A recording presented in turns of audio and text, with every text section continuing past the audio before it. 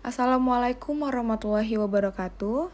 Perkenalkan, nama saya Almaratus Soleh Az-Zahra dengan NIM 120220015 kelas R2 Perencanaan Kawasan Strategis.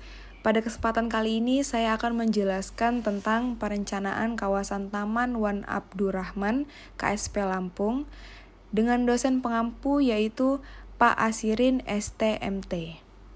Selanjutnya terdapat daftar isi yang akan saya sampaikan. Yang pertama ada landasan teori, yang kedua definisi kawasan strategis nasional, yang ketiga gambaran umum wilayah studi kasus, yang keempat gambaran rencana dan pengelolaan studi kasus, yang kelima ulasan kritis, yang keenam usulan agenda kebijakan, dan yang terakhir agenda penelitian masa depan.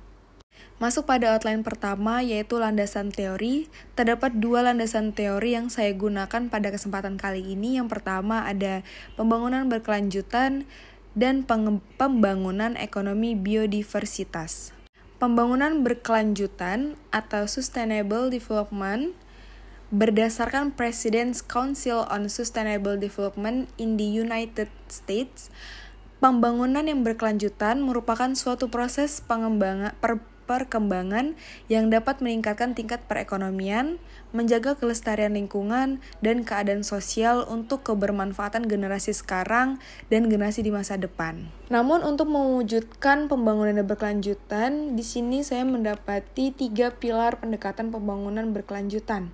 Yang pertama ada pilar lingkungan, yang kedua ada pilar ekonomi, dan yang ketiga ada pilar sosial. Pada pilar lingkungan terdapat beberapa cakupan di dalamnya. Yang pertama ada pelayanan ekosistem. Maksudnya dari sini yaitu melindungi keberlanjutan dan memperbaiki kualitas lingkungan hidup dari habitat dan ekosistem seperti dampak dari patahan hidrolik. Selanjutnya pada cakupan kualitas udara, di mana mencapai dan memelihara standar kualitas udara yang beresiko untuk terkena polusi udara, seperti strategi untuk mengurangi dampak dari emisi gas. Selanjutnya pada kualitas air. Di sini kita harus mengurangi dampak untuk terkontaminasinya negatif terhadap air minum, termasuk melindungi dari sumber air seperti ikan dan kerang dan hal lain yang berkaitan dengan reaksi air. Dan yang terakhir terdapat integritas sumber daya. Maksudnya di sini juga yaitu di mana kita harus mengurangi dampak yang merugikan dari pengurangan sampah, meningkatkan daur ulang, menjamin pengelolaan sampah yang tepat, memperbaiki sumber daya dengan mengurangi dan membersihkan kecelakaan yang disengaja maupun tidak. Pada pilar kedua yaitu pilar ekonomi, terdapat beberapa cakupan di dalamnya. Yang pertama ada pekerjaan. Pada pilar ekonomi ini maksud pekerjaan yaitu membuat dan mempertahankan pekerjaan di masa depan atau masa sekarang. Yang kedua yaitu kita harus memperhitungkan biaya, di mana kita harus memberikan dampak positif biaya proses, layanan, dan produk. Misalnya, berusaha untuk mengembangkan proses bebas sampah untuk menghilangkan kebutuhan untuk membiayai regulasi. Dan yang ketiga yaitu ada supply and demand, di mana memajukan harga atau perubahan terhadap peningkatan ekonomi, kesehatan lingkungan, dan kesejahteraan sosial. Dan yang terakhir perhitungan sumber daya alam, di mana di sini kita dapat menggabungkan penyusutan modal alam di indeks akuntansi dan jasa ekosistem dalam analisis biaya manfaat. Misalnya produk nasional yang berwawasan lingkungan. Dan yang terakhir pilar sosial, terdapat 3 cakupan di dalamnya yaitu pada partisipasi. Di sini menggunakan proses yang terbuka dan transparan yang melibatkan pemangku kepentingan terkait, misalkan pengembangan database pestisida, pengurangan risiko untuk produk yang umum digunakan, membuat akses publik yang lebih besar, dan pengembangan tentang berkelanjutan. Lalu yang kedua yaitu keadilan lingkungan, di mana di sini kita dapat melindungi kesehatan masyarakat yang terlalu dibebani oleh polusi dengan memberdayakan mereka untuk mengambil tindakan untuk meningkatkan kesehatan dan lingkungan mereka. Misalnya, seperti membangun kemitraan dengan lokal, negara bagian, suku, dan organisasi federal untuk mencapai masyarakat yang sehat dan berkelanjutan. Dan yang terakhir, pada pilar sosial ini terdapat keamanan sumber daya, di mana artinya yaitu melindungi, memelihara, dan memulihkan akses sumber daya dasar, misalkan seperti makanan, tanah, dan energi, dan mempelajari dampak dari dispersan atau kombinasi minyak di atas saluran air alami. Selanjutnya yaitu landasan teori berdasarkan pengembangan ekonomi biodiversitas. Apa sih arti dari ekonomi biodiversitas sendiri? Yaitu adalah pendekatan dalam pembangunan ekonomi yang bertujuan untuk memanfaatkan dan memelihara keanekaragaman hayati secara berkelanjutan guna menciptakan keuntungan ekonomi yang berkelanjutan. Nah, pendekatan ini nih mengakui bahwa biodiversitas baik dalam bentuk spesies maupun ekosistem memiliki nilai ekonomi yang signifikan dan dapat memberikan kontribusi positif terhadap pembangunan ekonomi, sumber daya manusia, dan kesejahteraan masyarakat. Nah, pengembangan ekonomi biodiversitas sendiri ini berupaya untuk memperkuat hubungan antara konservasi biodiversitas, pengelolaan sumber daya, dan pembangunan ekonomi. Nah, pendekatan ini menggabungkan prinsip-prinsip pembangunan berkelanjutan dengan upaya meningkatkan nilai ekonomi dari keanekaragaman hayati dan layanan ekosistem. Nah, hal inilah dapat mencakup pengembangan bisnis berbasis keanekaragaman hayati, ekosistem, ekowisata, pemanfaatan hasil hutan secara berkelanjutan, pengembangan produk berbahan baku alami, dan inovasi dalam penggunaan sumber daya alam secara bijaksana. Nah, terdapat pula beberapa pendekatan yang diterapkan dalam pengembangan ekonomi biodiversitas. Antara lain, yang pertama ada pendekatan nilai ekonomi biodiversitas, yang kedua pendekatan kewirausahaan dan inovasi, dan yang terakhir pendekatan partisipatif dan pengembangan masyarakat. Pada pendekatan yang pertama yaitu pendekatan nilai ekonomi biodiversitas, yaitu pendekatan ini melibatkan penilaian dan pengukuran nilai ekonomi dari keanekaragaman hayati dan layanan ekosistem. Nah, metode seperti yang penilaian pertama ini, itu penilaian ekonomi lingkungan, evaluasi biaya manfaat, atau penilaian nilai ekonomi ekowisata yang digunakan untuk mengukur kontribusi ekonomi yang dihasilkan oleh biodiversitas dan layanan ekosistem.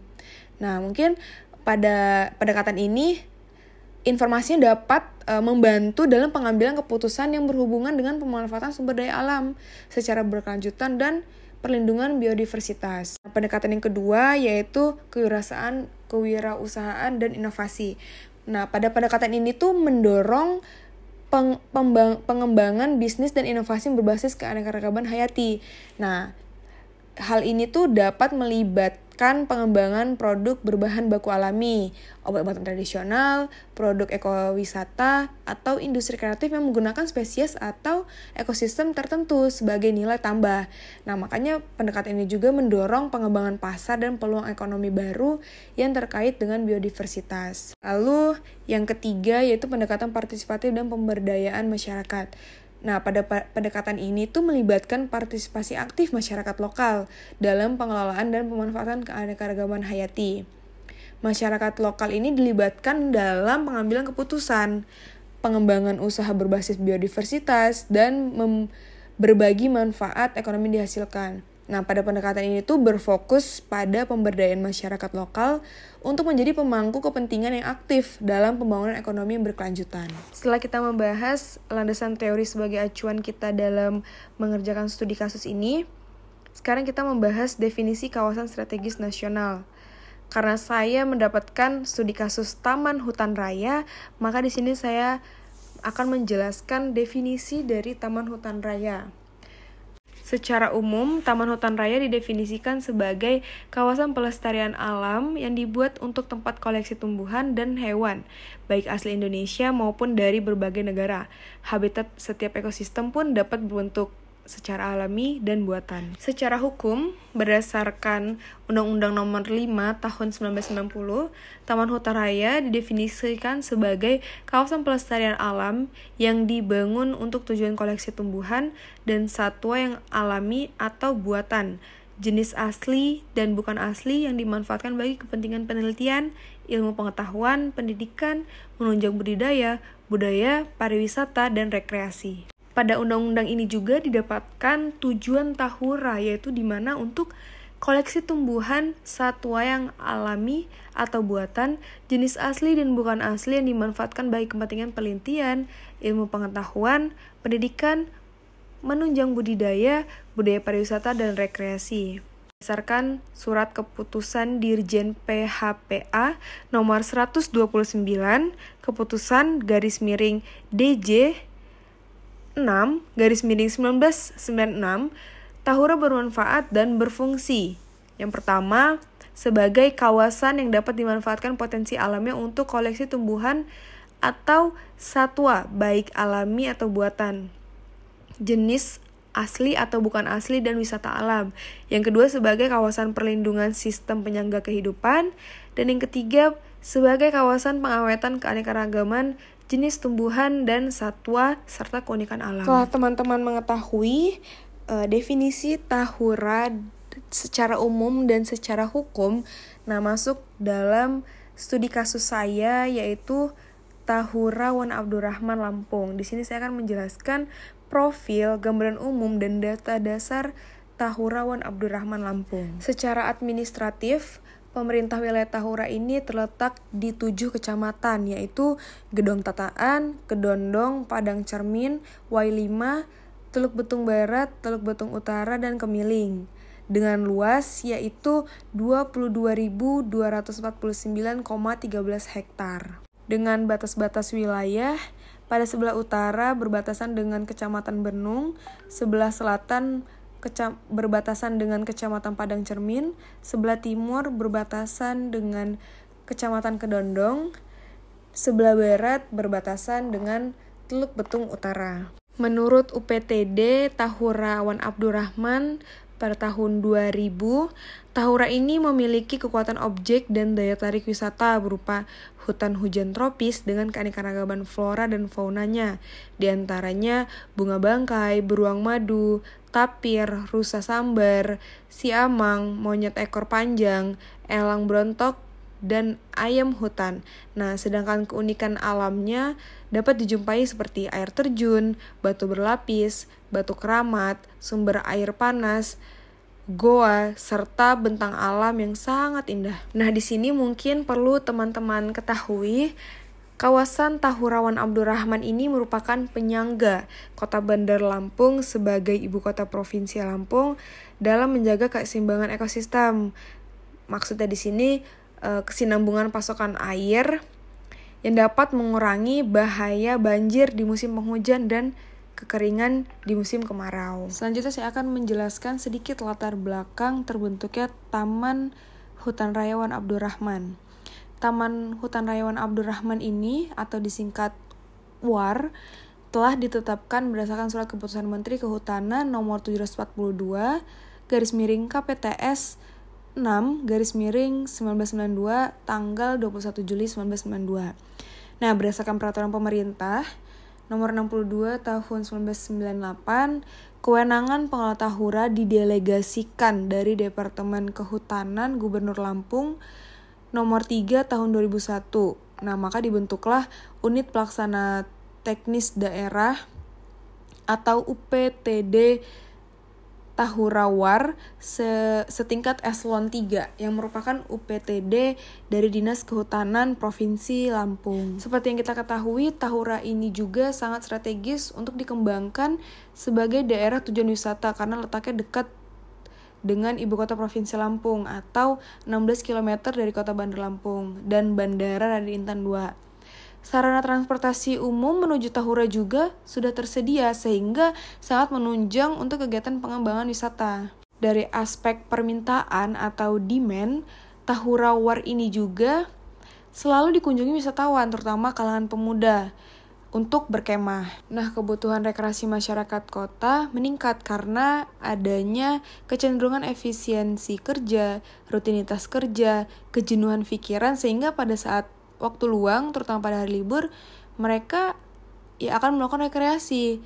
Nah, pada pemilihan tempat rekreasi yang akan mereka lakukan tuh cenderung ke alam, yang jauh dari polusi udara dan kebisingan.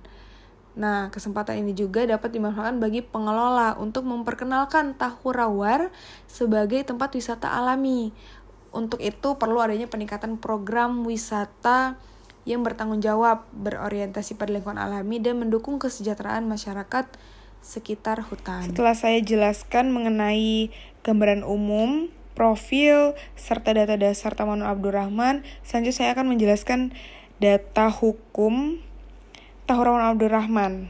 Terdapat 7 data hukum Tahura Wan Abdurrahman yang saya dapatkan.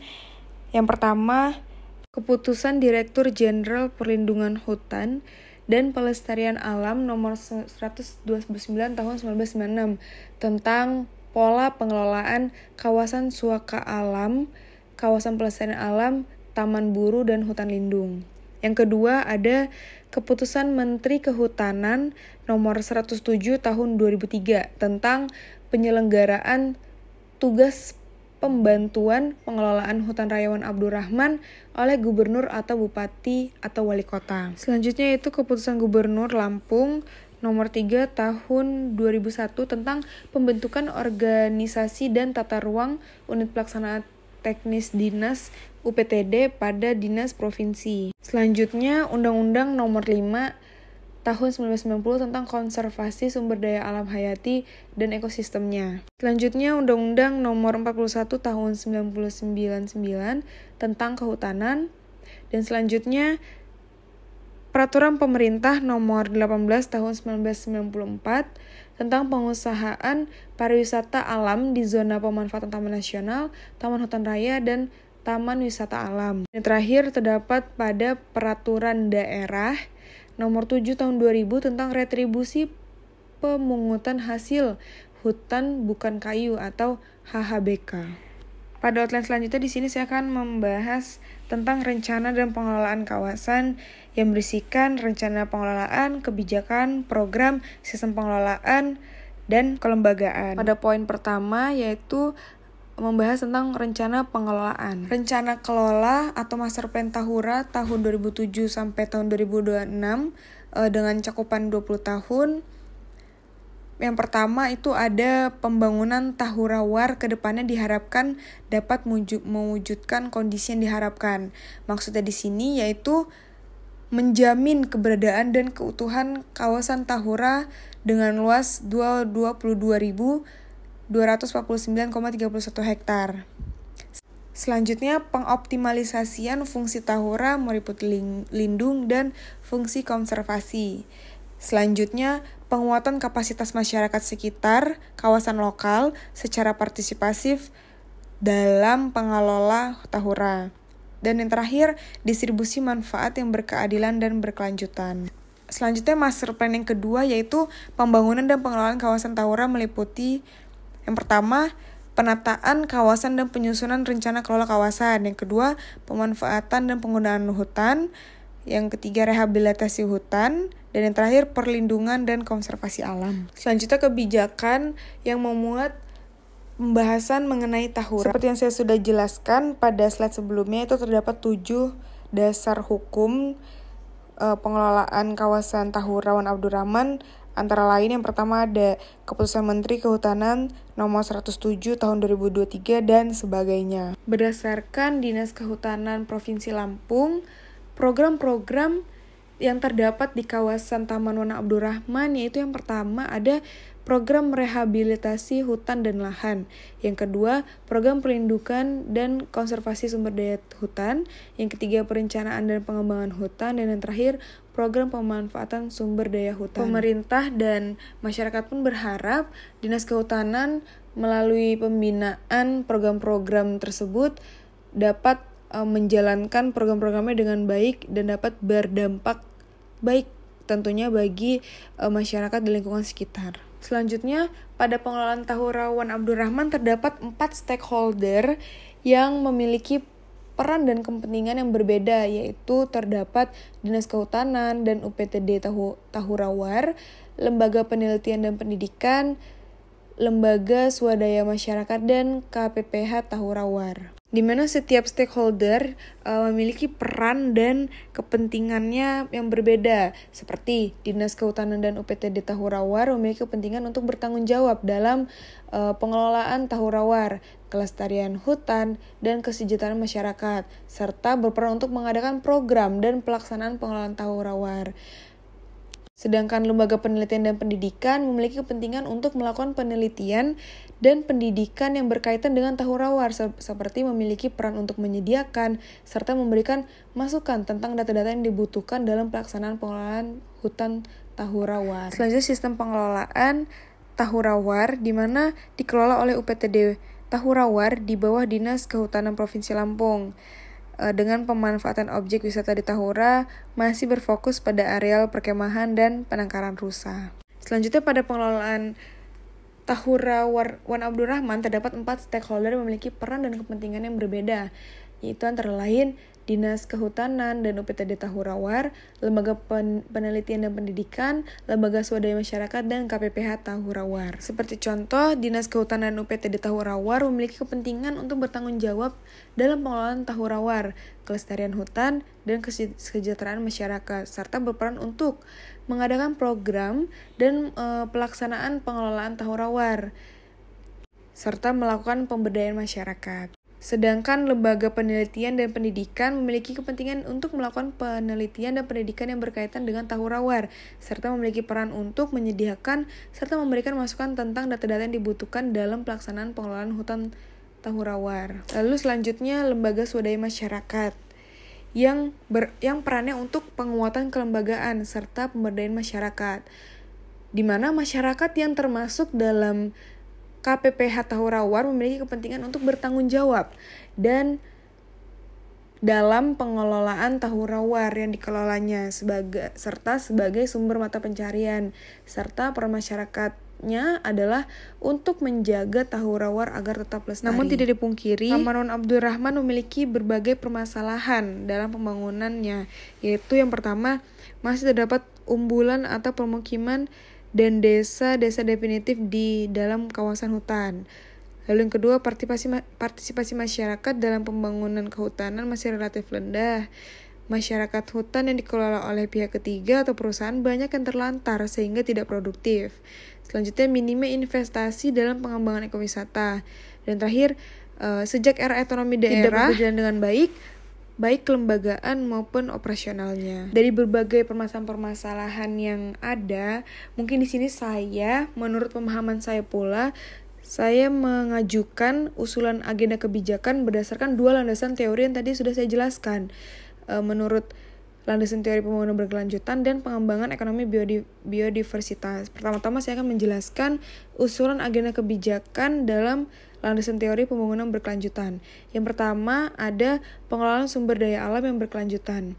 Di mana di sini tuh kita dapat mengembangkan kebijakan pengelolaan sumber daya alam yang berbasis ilmiah dan berkelanjutan di Tahurawan Abdurrahman, serta melakukan inventarisasi, pemantauan dan perlindungan terhadap flora dan fauna yang ada di dalam kawasan hutan. Lalu yang kedua, konservasi dan pelestarian keanekaragaman hayati. Di sini kita dapat meningkatkan upaya konservasi dan pelestarian keanekaragaman hayati di Tahurawar, serta mengidentifikasi spesies-spesies yang dilindungi dan menetapkan strategi perlindungan yang efektif dengan melibatkan masyarakat setempat dan lembaga konservasi dalam kegiatan konservasi. Selanjutnya yaitu pembangunan ekowisata berkelanjutan, di mana di sini kita dapat mempromosikan pembangunan ekowisata yang berkelanjutan di Tahurawar serta merencanakan dan mengembangkan fasilitas ekowisata yang ramah lingkungan dengan memastikan keberlanjutan ekonomi masyarakat lokal dan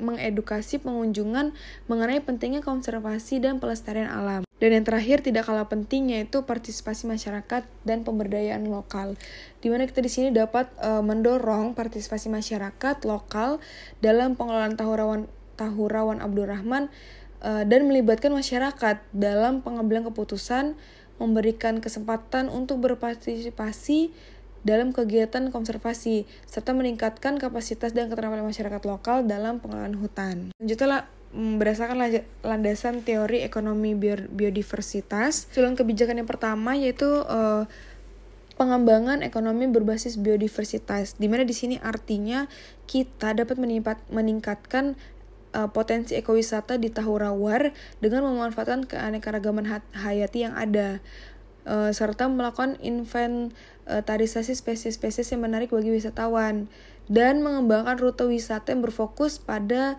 pengamatan flora dan fauna dan memberdayakan masyarakat lokal dalam penyediaan layanan ekowisata. Lalu yang kedua ada peningkatan nilai ekonomi biodiversitas, di mana di sini kita mendorong upaya peningkatan nilai ekonomi biodiversitas di Tahurawar serta memperkuat kerjasama dengan sektor swasta untuk pengembangan bisnis yang berkelanjutan berbasis biodiversitas seperti pengembangan produk-produk ekowisata premium atau penggunaan bahan baku alami dari hutan dalam industri kreatif. Lalu yang ketiga, pemanfaatan sumber daya alam secara berkelanjutan. Di sini kita dapat mengembangkan kebijakan pengelolaan sumber daya alam di Tahurawar yang mengedepankan prinsip keberlanjutan serta memastikan pengambilan keputusan hasil hutan dilakukan secara bijaksana dan berkelanjutan dengan memperhatikan kebutuhan ekonomi masyarakat lokal dan konservasi biodiversitas. Terakhir, pengembangan produk dan jasa berbasis biodiversitas. Nah, di sini juga kita dapat mendorong pengembangan produk dan jasa berbasis keanekaragaman hayati di daerah sekitar Tahurawar dan mendukung usaha masyarakat dalam mengelola produk-produk yang bernilai tambah dari hasil hutan seperti kerajinan tangan, obat-obatan tradisional, atau produk kuliner berbahan dasar dari tumbuhan lokal. Berdasarkan pemahaman saya dengan usulan agenda kebijakan, di sini pula saya akan mengusulkan topik atau judul agenda penelitian, yang dimana ada 2 usulan topik atau judul agenda penelitian yang saya buat, yaitu yang pertama, analisis keberlanjutan ekonomi dan pengelolaan Taman Hutan Raya Wan Abdurrahman di Lampung dengan studi kasus potensi ekowisata dan pemanfaatan sumber daya alam. Yang kedua, penilaian kegiatan pembangunan infrastruktur terhadap kehutanan dan konservasi di kawasan Taman Wan Abdurrahman. Lalu bisa saya simpulkan dari pembahasan kita kali ini, yaitu Taman Hutan Raya Wan Abdurrahman ini memiliki potensi dan strategi taman nasional yang sangat berpengaruh bagi Provinsi Lampung. Jika kita bersama meningkatkan kualitas Tahurawar, maka potensi Tahurawar ini dapat lebih dikenal lagi hingga ke nasional, bahkan mancanegara. Mari kita bersatu untuk meningkatkan potensi dan sumber daya yang ada di Taman Wan Abdurrahman untuk membuat Provinsi Lampung semakin berjaya. Mungkin itu saja yang bisa dapat saya sampaikan. Kurang lebihnya saya mohon maaf. Semoga materi saya ini bermanfaat. Terima kasih. Wassalamualaikum warahmatullahi wabarakatuh.